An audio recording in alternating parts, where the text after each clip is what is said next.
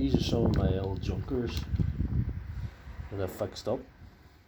I've been rescued effectively from the junk pile, the skip, you know.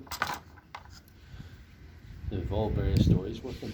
The philosophy of my channel, at the very core of it, is if an old power tool like this one stops working and can be affordably fixed up, I say do it.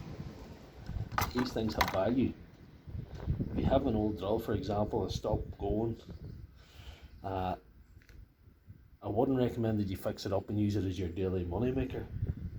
But buy a new one, buy the next model, new brushless or something, and fix up the old one. You could sell it on, you could keep it for a home DIY drill, or you could give it to your apprentice when he inevitably shows up on Monday morning with no tools.